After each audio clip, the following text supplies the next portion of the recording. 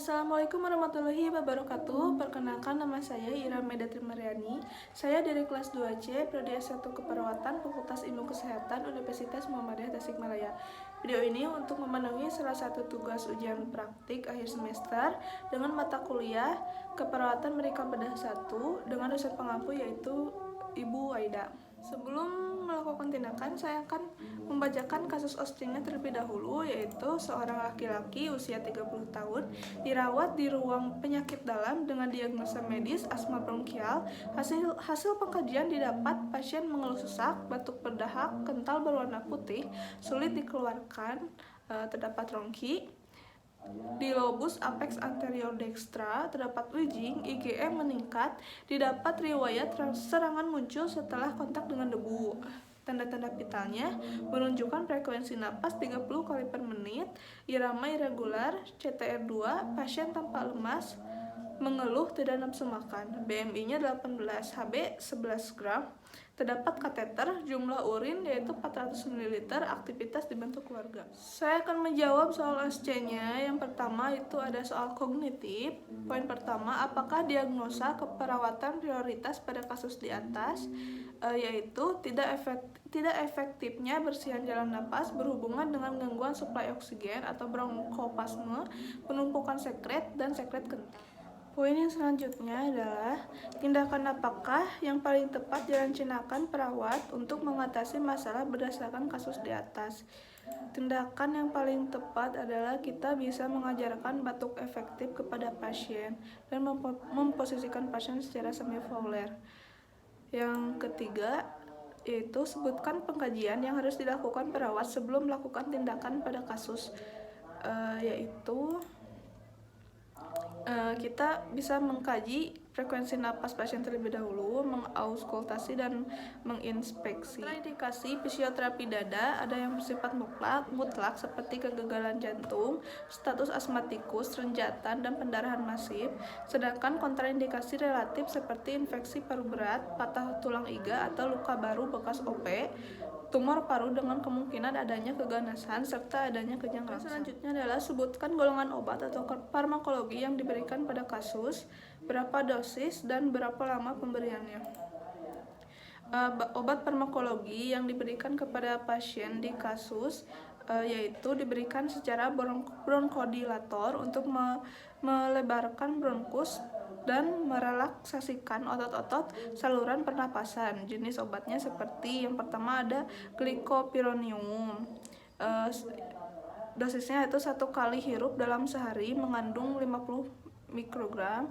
Yang kedua adalah ipatopium diberikan 3-4 kali sehari sebanyak 20-40 mikrogram. Yang ketiga adalah salmeterol diberikan 2 kali sehari sebanyak 50 mikrogram. Yang keempat adalah salbutamol diberikan 4 kali semprot sebanyak 9-100 mikrogram. Yang kelima adalah teopilin, obat diminum sebanyak 5 ml. Poin yang selanjutnya adalah sebutkan efek samping dari obat tersebut, yaitu berupa mual, sakit kepala, muntah, insomnia, dan sebagainya. Selanjutnya adalah tindakan kolaboratif keperawatan untuk menunjang keberhasilan pemberian tindakan tersebut, yaitu fisioterapi dada. Soal yang kedua yaitu soal afektif, sebutkan contoh bentuk penerapan prinsip etika keperawatan perawat pada kasus tersebut, yaitu prinsip beneficence, karena prinsip ini menuntut perawat untuk melakukan hal yang baik sesuai ilmu keperawatan dalam melakukan pelayanan kesehatan. Assalamualaikum Bapak, perkenalkan saya perawat Ira. Apakah benar ini dengan Bapak Luki? Benar, Bapak Luki 26 tahun. Iya Bapak, berdasarkan catatan keperawatan Bapak itu saya hari ini akan melakukan fisioterapi dada yang bertujuan untuk mengeluarkan sekresi atau sekret atau dahak yang ada pada Bapak. Apakah Bapak bersedia? Tindakannya kurang lebih selama 30-60 menit. Apakah Bapak bersedia? Baik, kalau begitu saya akan menyiapkan alat-alat terlebih dahulu ya Pak. Alat-alat yang dibutuhkan pada tindakan ini adalah tentu saja bantal, kemudian bengkok, ada bengkok, kemudian stetoskop, gelas berisi air minum, sarung tangan bila perlu, tisu. Kemudian di sini saya menyiapkan cairan antiseptik. Kemudian memakai handscoon. Sebelum melakukan fisioterapi, kita harus mengecek pernapasan pasien terlebih dahulu. Maaf ya Pak.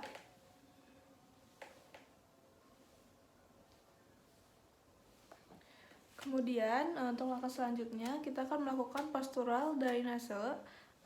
Untuk postural drainase yang pertama ini kita tidak memerlukan bantal.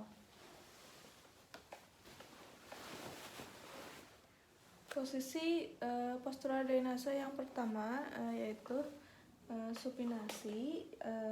Jadi si bantalnya itu diletakkan di bagian kaki pasien dan bagian tubuh atas pasien itu ditinggikan kira-kira seperti ini. Jadi karena tadi sudah melakukan postural drainase tindakan lobus atas, sekarang kita lanjut ke tindakan lobus bawah. Yang mana di sini itu pasiennya itu terdapat sekret di anterior dextra. Jadi posisinya itu pasien menghadap ke kiri dengan bantal sini seperti ini. Kemudian kita lanjut dengan perkusi. Sebelum melakukan tindakan perkusi, kita anjurkan klien untuk menarik napas panjang terlebih dahulu untuk melakukan relaksasi. Kita lanjut dengan perkusi. Di sini karena si sekretnya itu terletak pada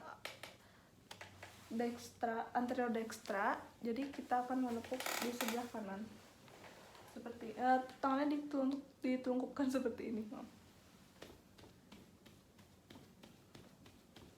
Kemudian kita akan melakukan vibrasi.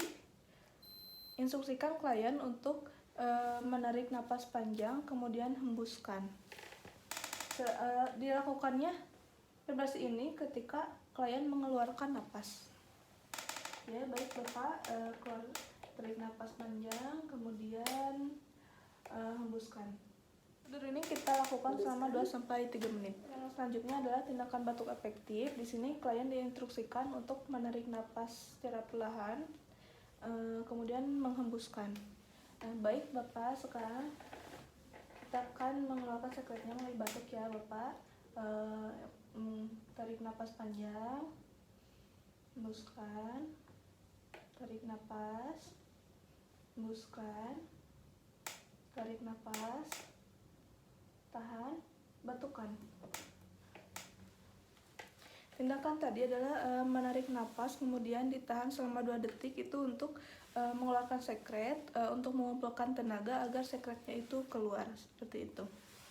Baik Bapak, alhamdulillah sekretnya sudah keluar. Sekarang Bapak istirahat, kemudian minum tidur dulu Bapak.